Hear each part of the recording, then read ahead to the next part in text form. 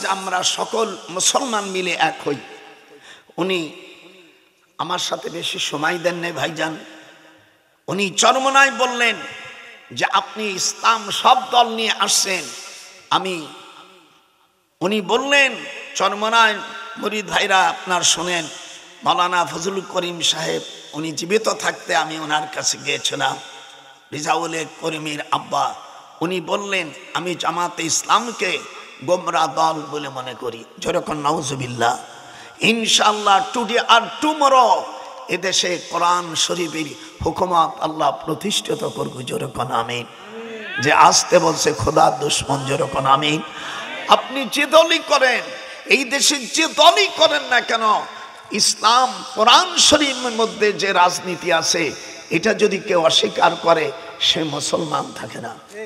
এটা হাত উঁচু করতে হবে। যেরকম আপনি যে দল করতে পারেন, আপনার গণতন্ত্র অধিকার, কিন্তু কোরআন শরীফের রাজনীতি নাই। আপনি তো কোরআন পড়ে না। যে বলছে আমি যদি সূরা ফাতিহা পড়তে কই ও তরজমা তো দূরই কোটা সূরা ফাতিহা পড়তে পারবে না। এই জন্য আমি ফজলুল করিম সাহেব মারা গেছেন, আমি দোয়া করি আল্লাহ বেহেশত নসিব করো। তিনি জামাতে ইসলামকে গোমরা বলেছে আর তার ছেলেরা জায়েজ করেছে। আল্লাহু আকবার, নারায়ে তাকবীর, নারায়ে তাকবীর। আমি ওদিকে যাব না, আমি বুড়ো মানুষ, আমি কোরআনের তাফসীর করব। আপনারা খুশি? যেরকম খুশি।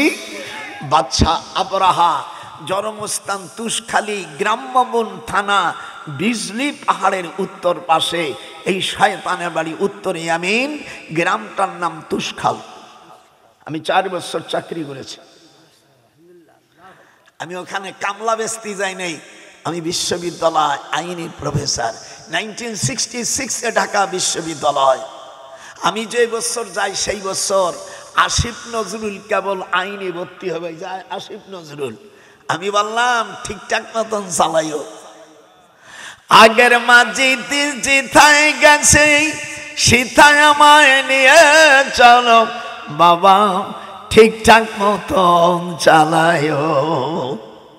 বাংলাদেশের মানুষ অতি কঠিন, কাউকে তারা ছাড়ে না। আল্লাহু আকবার। ঠিকঠাক মতন চলো। আল্লাহ কোরআন মাজিদের মধ্যে বলেন, আবরাহা বাদশা কাবা শরীফকে ভাঙার জন্য যখন প্রস্তুতি নিয়ে হাতি নিয়ে রওনা দিল, তখন আমার রাসূল পাক সাল্লাল্লাহু আলাইহি সাল্লাম মা আমিনার গর্ভে হাত উঠান।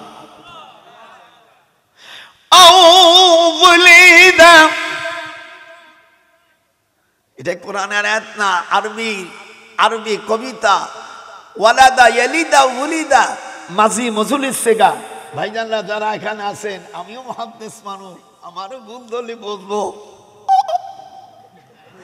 আউলিদা,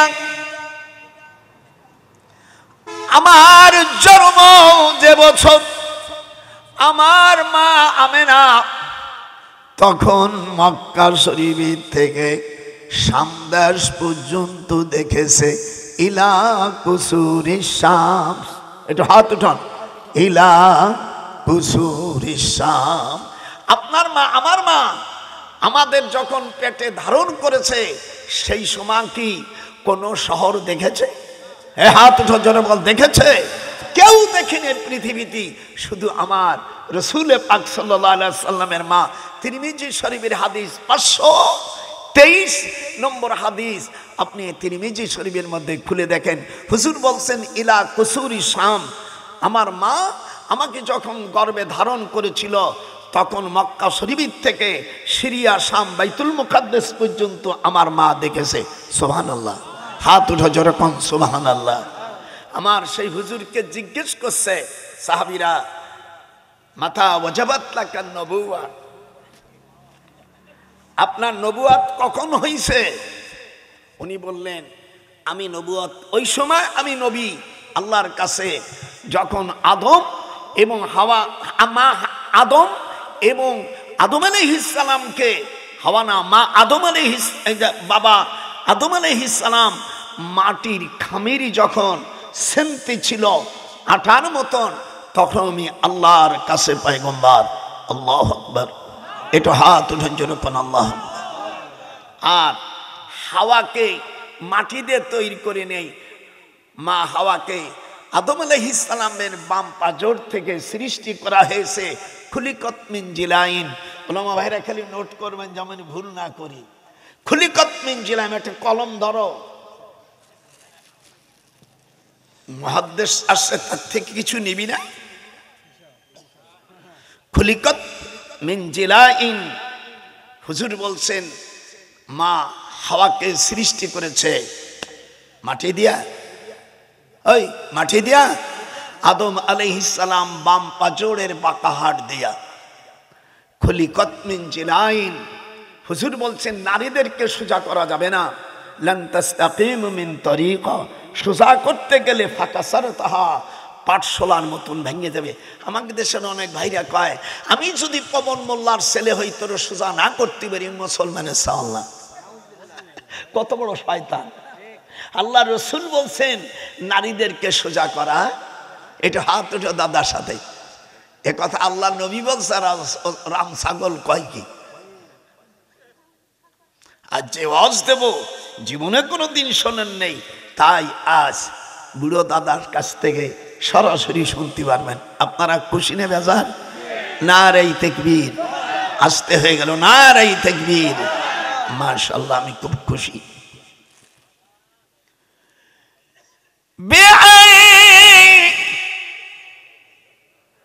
আল্লাহ কুরআন মাজিদের মধ্যে আরো বলেন, ওয়াসতামাউ ইয়াওমা ইউনাদিল মুনাদি মিন মাকানিল কারীব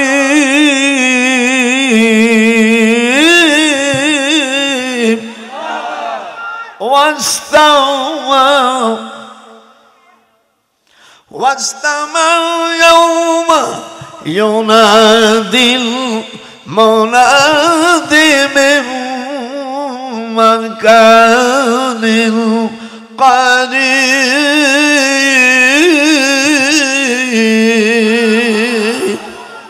26 পারা হাফেজ দাদার আমার দিক তাকাবে, আমিও হবে। হায় হায় হায় হায়,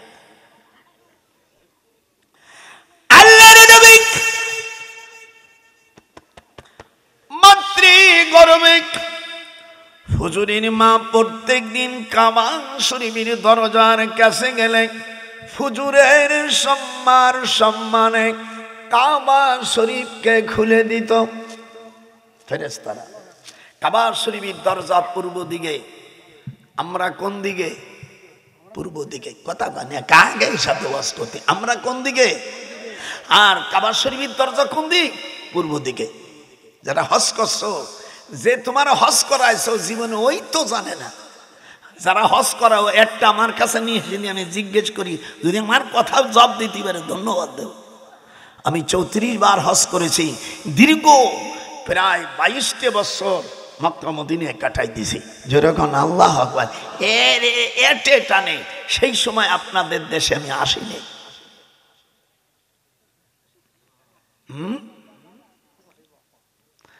আপনি কখন নবী? মাতা, আমার সাথে একটু হাদিস পড়েন। মাতা ওয়াজাবাত লাকান নবুয়া, লিখে বলো মাতা। তিরমিজি শরীফের হাদিস, মিশকাতের 513 পৃষ্ঠার হাদিস, হাদিস নম্বর 16 আবিহি قال حدثنا يزيد بن ابي معاويه واذا سلمت ابن اكو عن النبي صلى الله عليه وسلم اشعريتهم فيه سبيانهم فيه ما كلت ربانكم في الدنيا والاخره متى وجبت لك النبوه। হাদিসের ইবারত দেখছেন ভিডিও? আল্লাহর রহমতে এখন আমার 22,000 হাদিস মুখস্থ, এই জন্য আমাকে 22,000 বলে। আশিদ্দাউ আলাল কুফারি রুহামাউ বাইনাহুম তারাহুম রুক্কান سجدا يبتغون فضلا من الله ورضوانا سيماهم আল্লাহ রাব্বুল আলামিন বলেন কাফেরদের সাথে সব সময় কড়া ব্যবহার করো আশিদ্দাউ আলাল কুফারি রুহামাউ বাইনাহুম তারাহু রুকান সুজদান ইয়াবতাগুন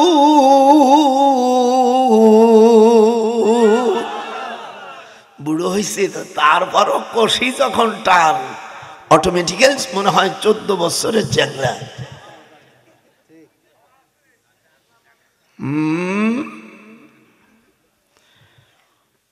হুজুরের আমার কলেজার নবী আম্মার মাতৃগর্ভে আল্লাহু আকবার আর যখন আল্লাহু আকবার সকালে বিকেলে জান্নাতের খাবার খেজুর আসে এদারে যা হুজুরির চাচিরা বলছে তোমার স্বামী মরে গেছে তুমি মদিনায় যাইতে পারো না দেখবেন স্বামী যখন না থাকে এক মুষ্টি ভাতের দাম অনেক কোনো মহিলা যদি স্বামীর সাথে রাগারাগি করে বাবার বাড়ি ভাই বাড়ি আসে এক মুষ্টি রুটির দাম এক মুষ্টি ভাতের দাম যে কত সেই সময় বোঝা যায় এর আগে বোঝা যায় না দাদার সাথে একখান হাত নাড়াই কথা বলা যাবে না ভাতের দাম ওই সময় বোঝা যাবে যখন স্বামীর বাড়ির থেকে ভাই বাড়ি আসে তখন বোঝা যায় এক মুষ্টি ভাতের দাম কত ঠিক দাদার সাথে হুহানা বলতে হবে নারাই তাকবীর খবরদার মেয়েরা এই জন্য সতী নারীরা কখনো স্বামী চেঞ্জ করে না আমি জোরে টান দেব আমার সাথে বলবা ওরে সতী নারীরা দয়ার পতি বদলাই না এটি জোরে কর সতী হাত উঠলো না কেন সতী নারী সূরা কবুতের মধ্যে আল্লাহ বলেন সতী নারী কোনদিন পতি চেঞ্জ করে না একটু ইংরেজি বলে দিলাম সতী নারী কোনদিন পতি বদলায় না যে সকল আমার নাতি বউরা আছে তাদেরকে 34 নম্বর হুঁশিয়ারি সংকেত দেখিয়ে যেতে বলা হয়েছে বেকায়দা আশিদ্দাউ আলাল কুফারি রুহামাউ বাইনাহুম তারাহুম রুকআন সুজদান ইয়াবতাগুনা ফাদলান মিনাল্লাহি ওয়া রিদওয়ানা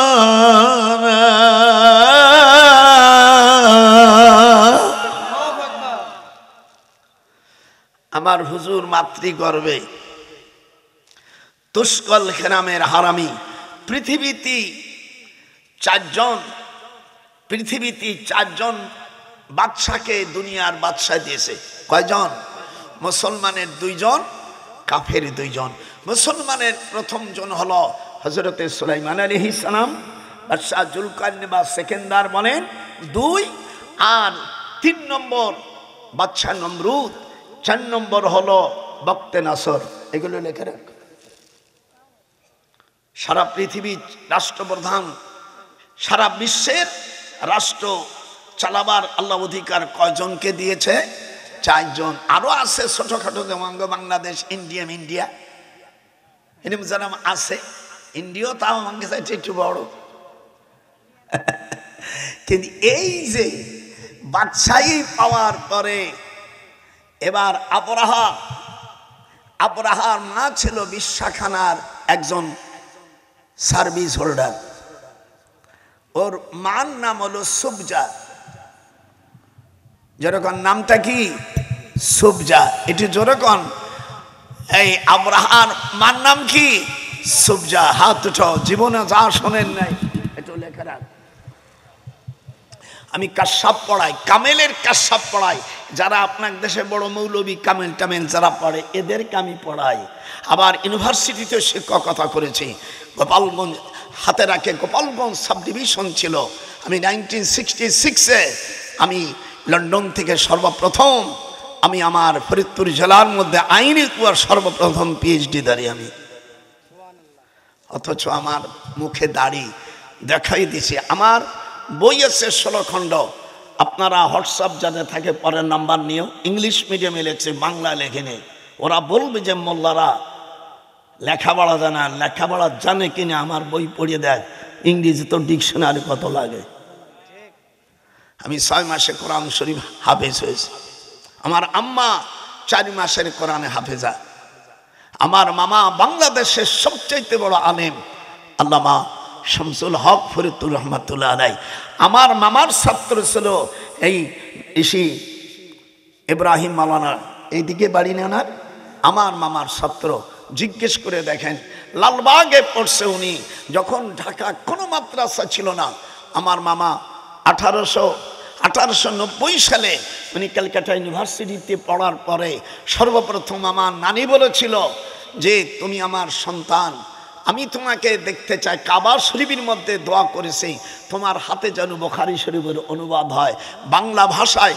সর্বপ্রথম আমার গোপালগঞ্জের গহরডাঙ্গা মাদ্রাসার আল্লামা শামসুল হক ফরিদপুর রহমাতুল্লাহ আলাইহিকে চেনে না, এখানে এমন কোন আলেম না, যদি না জানে সে মনব আলেম কুলে ওর জন্ম নয়েই বৃথা। তার বুনি ছেলে, হায় হায় হায়, আবরাহাম 1 লক্ষ জাদুকর, এরা কাবা শরীফের, আপনারা দেখছেন জিদ্দাত থেকে মক্কা শরীফে যাওয়ার সময় একটা রিয়াল আলা একটা গেট আছে, এই গেটটার নাম সামিরা। যারা হজ করছেন তারা জানেন না, আজকে জানে না, লিখে রাখো। হজের কোথায় কি আছে ঘাটতি আজকে ডক্টর সব বলে দেবে। বড় হজ আমি 34 বার করেছি, উমরা কতবার করেছি। সেদিনকে তো দাদিরই বললাম দেখো দি 10-12টা ই আছে পাসপোর্ট ভিসা কোথায় লেখ, সে বলছে স্যার বলে দেবানি। তো দাদিও সে আনা কৌ না। সেদিনকে ঢাকার থেকে আমি গাড়ি নিয়ে এসছি, আর কোনো কেউ নাই আমার পাশে। তো দাদি নতুন গাড়ি কিনে দিয়েছে, মাইয়া যেরকম সুবহানাল্লাহ। আর সে দেখি পদ্মার পূর্ব পারে হলুদ রং দিয়ে মোছা কতগুলো অক্ষর মুছে ফেলাইয়া সেখানে লেখছে হযরতে ইব্রাহিম আলাইহিস সালাম জাতির পিতা। সাথে সাথে আমি আমার স্ত্রী বললাম গাড়ি অফ করে দে, শিগগির একটা বিছানা দে। রাস্তার উপরে তখন 2 রাকাত শুকরের নামাজ আদায় করলাম। আল্লাহ পাক কোরআন শরীফের মধ্যে ইব্রাহিম আলাইহিস সালামকে জাতির পিতা ঘোষণা করেছে। একটু হাত উঁচু করো, যারা হাত উঠাবে না ওরা মুসলমান থেকে খারিজ। হাত উঠা। দেশ এবং প্রবাসী যারা, আল্লাহ পাক কোরআন মাজিদে সূরা হজের 78 নম্বর আয়াতে আল্লাহ বলছেন মিল্লাতা আবিকুম ইব্রাহিম, নাম্বার লেখ শিগগিরা, আবার ভুলে যাবি। মিল্লাতা আবিকুম ইব্রাহিম হুয়া সাম্মাকুমুল মুসলিমিন। কার কথা? আল্লাহর কথা। জোরে হইতে হবে। কার কথা? আরো আসতে ভুলুম হইল, জোরে কান কার কথা? মিল্লাতা, বিসমিল্লাহির রহমানির রহিম। দেই কিবার মুসলমান পদ্মার আড়ালে আমার নাতি বোনরা বলবা, দেশ প্রবাসী যারা আছো বুড়োর সাথে একটু তাল মিলাও। মিল্লাতা আবিকুম, একটু জোরে। মিল্লাতা আবিকুম ইব্রাহিম ওয়া সাম্মাকুমুল মুসলিমিন।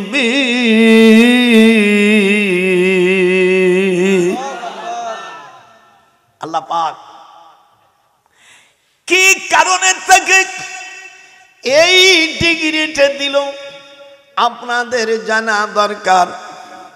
আল্লাহ পাক কোরআন পাকের মধ্যে বলেন ফারাকা আলাইহিম দারবাম বিল ইয়ামিন, সূরা সাফফাত 93 নম্বর আয়াত।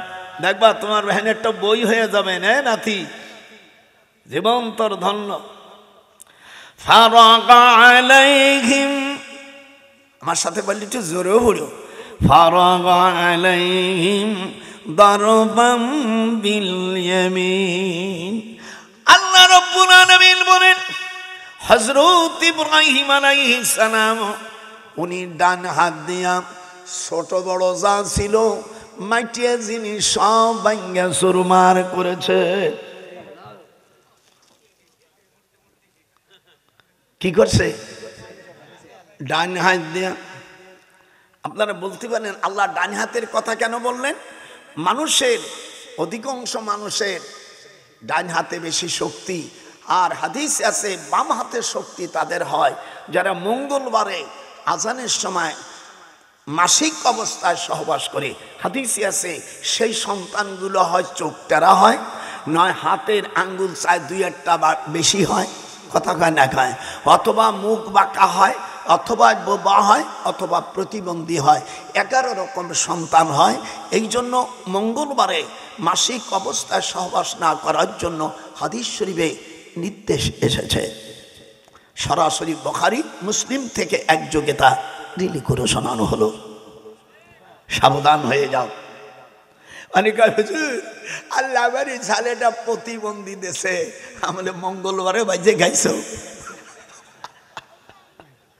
আমার এক শালি ম্যাজিস্ট্রেট তা দিলু ভাই কি পাপ কর সালাম, মানে পাপ তো কম করো না, যখন কোর্টে বসো তখন হারামরে হালাল করিস না। যেহেতু আমার শালি, ও তো কচু দিতে আমার আরো বেশি সুবিধে।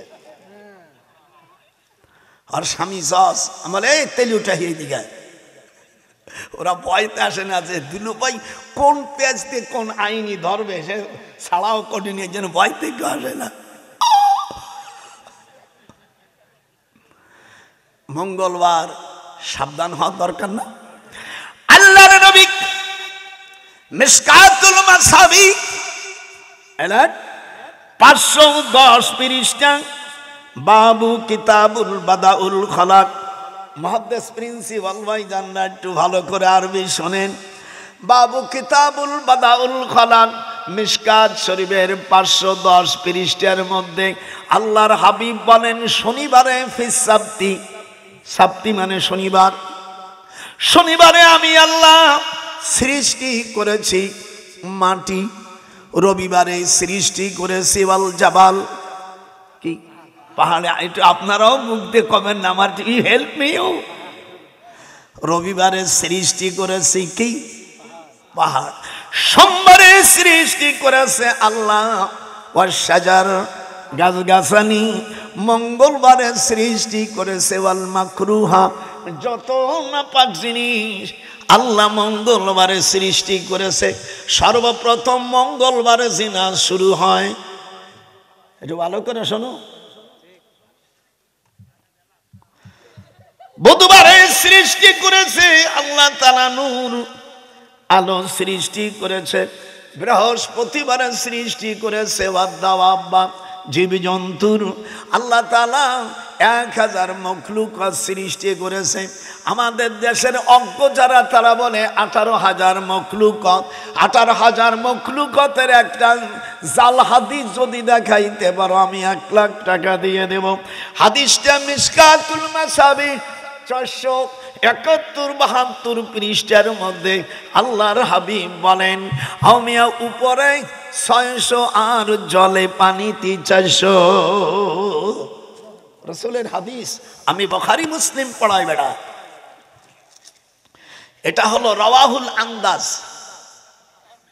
রাওয়াহুল আন্দাজ, আন্দাজ মনে এটা গাইনে মেরে দিল। হুজুর বলেন স্ত্রীকে যদি মঙ্গলবারে মুখে মারে, এমনি মুখে মারা আল্লাহ হারাম করে দিয়েছে। ওয়ালা তাদরিবি ওয়াজহাক, মুখে কার মুখে মারা যাবে না।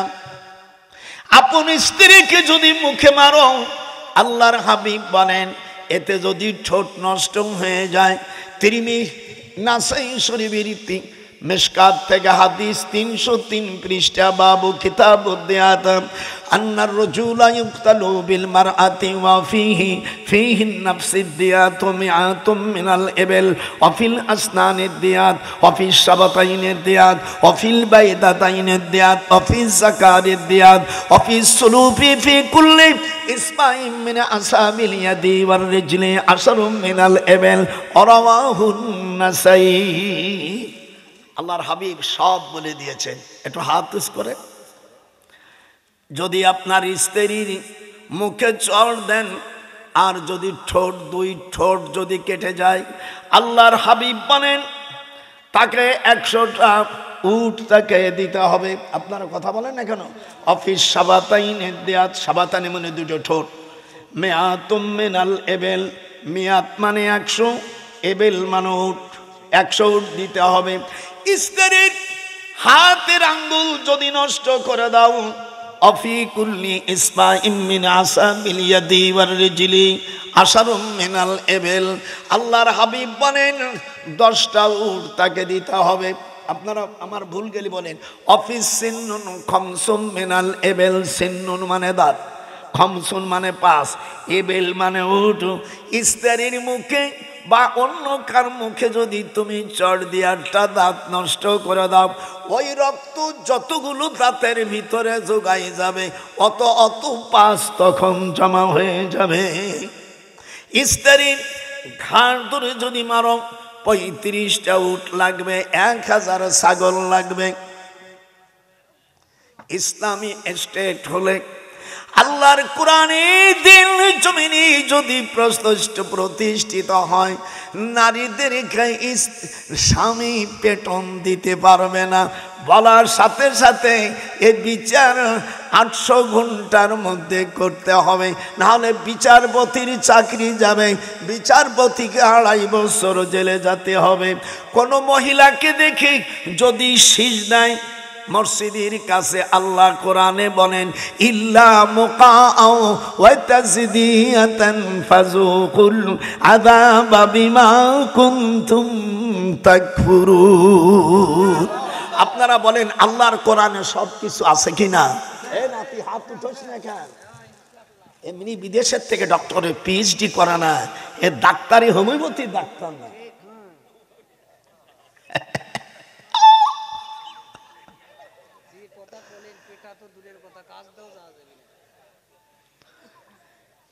স্ত্রী যখন শোবেন, স্ত্রী হাত জোরে ধরা যাবে না, এই আঙ্গুল প্রথম ধরতে হবে। আঙ্গুল তো ধরার কথা, কোনো দিক বিদিক নাই, এমনি জন্মাই গেছে।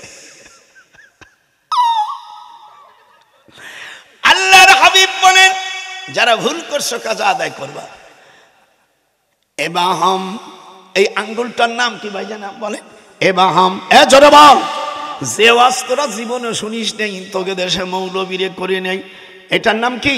এবাহাম, সাব্বাবা, ওয়াস্তা, বেনশি, খেনশি, 5টা আঙ্গুল যখন তোমার কাছে আসবে, হুজুর বলেন স্ত্রী ডান হাতকে নিয়ে তুমি 5টা আঙ্গুল গালের মধ্যে নিয়ে চাটবে। ওয়ামা ওয়াস্তাযালুনাকুম মান ইসতাতাতুম মিনাল আজরা, হুজুর বলেন তখন স্বামীর যৌবনকে আল্লাহ তাআলা 86% বাড়াই দেবে।